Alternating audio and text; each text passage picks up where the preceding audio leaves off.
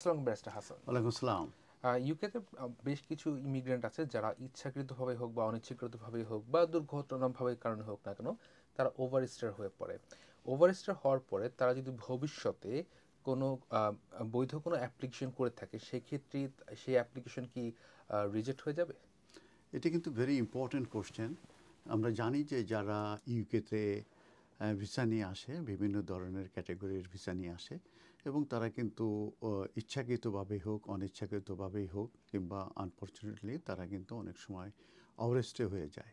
এই ওভারস্টের কনসিকুয়েন্সটা কিন্তু অনেক অনেক বড় এবং সেই ক্ষেত্রে কিন্তু তাদের যে ভবিষ্যৎ অ্যাপ্লিকেশনগুলো সেগুলো কিন্তু তার ম্যান্ডেটরি রিফিউজালের ভিতরে পড়তে পারে।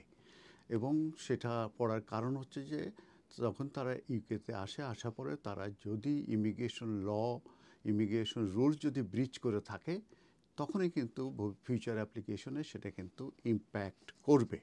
এবং কোন কোন ধরনের ব্রিচে কতদিনের যদি সে ব্রিচ করে ইউকেতে ওভারস্টে থাকে, সেক্ষেত্রে কতদিন তার ব্যান হবে, সেটা নিয়ে আমি এখন আপনাদের সঙ্গে আলোচনা করব। প্রথমেই আমি এই যে ব্রিজটা এতে উদাহরণের মাধ্যমে আমি বলবো। এমন যদি হয় যে একজন ইন্ডিভিজুয়াল সে স্টুডেন্ট ভিসায় এদেশে এসেছে, আসার পরে যে দেখা গেল যে তার হয়তো 3 বছরের ভিসা আছে, সেই ভিসা শেষ হওয়ার পরে ভিসা শেষ হওয়ার আগে দিয়ে সে হয়তো বিভিন্ন রকমের প্ল্যান করেছিল যে সে এক্সটেনশনের জন্য অ্যাপ্লিকেশন করবে এবং সেটা এক্সটেনশন অ্যাপ্লিকেশন সে করতে পারলো না। যখন সে ওভারস্টে হয়ে গেল তার ভিসাটা, এবং সেই ওভারস্টে যদি 30 ডেজের ভিতরে যদি সে ইউকে ছেড়ে চলে যায়, সেই ক্ষেত্রে কিন্তু তার কোনো ফিরে আসার ক্ষেত্রে কিংবা নতুন অ্যাপ্লিকেশন করার ক্ষেত্রে কিন্তু ম্যান্ডেটরি রিফিউজালের ভিতরে পড়বে না। দ্যাট মিন্স 30 ডেজের ভিতরে যদি কেউ ভিসা এক্সপায়ার করার পরে সে যদি ইউকে লিভ করে চলে যায়, তাহলে কিন্তু ফিউচার অ্যাপ্লিকেশনে এই ব্রিজটা কিন্তু তারা কাউন্ট করবে না। তার অ্যাপ্লিকেশন মেরিটের উপরে তার ডিসিশন দেবে। এরপরে যেটা আছে সেটা হচ্ছে যে একই ধরনের সিনারিওতে বলি যে কোনো স্টুডেন্ট সে দেখালো যে ওই 30 ডেজের ভিতরে যেতে পারলো না, তার ভিসা শেষ হয়ে গেছে, সে হয়তো 30 ডেজের পরে গেল। সেই ক্ষেত্রে যেটা হবে সেটা হচ্ছে যে সে হয়তো দেখা গেল যে অ্যাসিস্টেড যে ভলেন্টিয়ার রিটার্ন প্রোগ্রাম আছে সেইটা মূলত সে ইউজ করলো। দ্যাট মিন্স তার কাছে হয়তো ট্রাভেল কস্ট নাই কিংবা আরও কিছু মানি তার প্রয়োজন।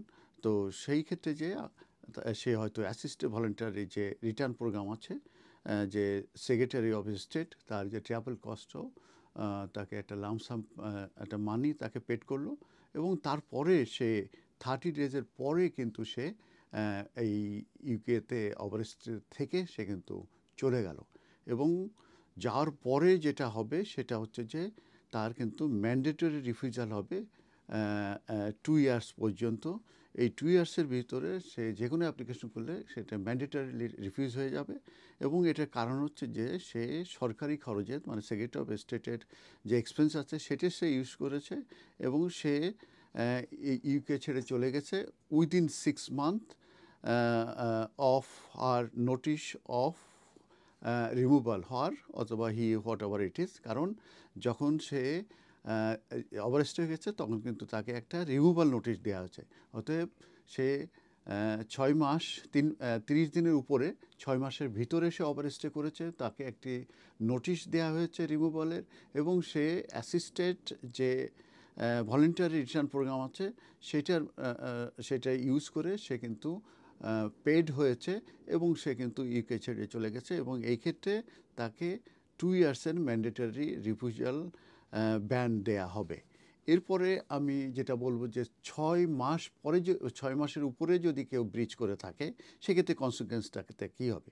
তো ওই স্টুডেন্টের যদি আমি ধরে নিই যে সে 6 মাস পরে যে তার সে তার কান্ট্রি অফ অরিজিনে চলে যাওয়ার সিদ্ধান্ত নিল, এবং সেই ক্ষেত্রে যেও কিন্তু অ্যাসিস্টেড ভলেন্টিয়ার রিটার্ন প্রোগ্রাম যেটা আছে সেটার মাধ্যমে সে পেড হলো বাই দ্য হোম সেক্রেটারি।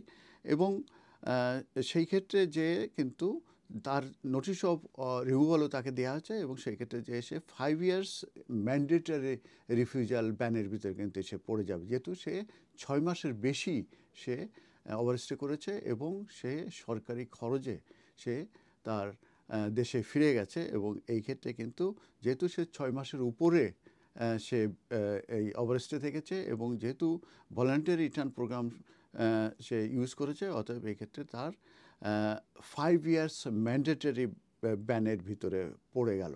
অতএব যারাই ইউকেতে আসেন, যদি ভবিষ্যতে আপনারা আসতে চান তাহলে আপনারা ম্যাক্সিমাম 30 ডেজ আপনারা এখানে ওভারস্টে করতে পারবেন।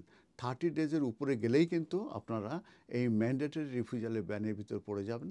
অতএব যখনই আপনারা এই ইউকেতে আসবেন চেষ্টা করবেন যে চলে গেলেও ওভারস্টে করলেও 30 ডেজের ভিতরে আপনারা ইউকেতে লিভ করবেন, তাহলে ভবিষ্যতে আপনারা যে কোনো অ্যাপ্লিকেশন করলে অন মেরিট বেসিসে সেই অ্যাপ্লিকেশনগুলো ডিসিশন হবে এবং সেই ক্ষেত্রে আপনার ভিসা পাওয়ার সম্ভাবনা থাকবে। আপনি এই ম্যান্ডেটরি এই রিফিউজাল ব্যানের ভিতরে পড়বেন না।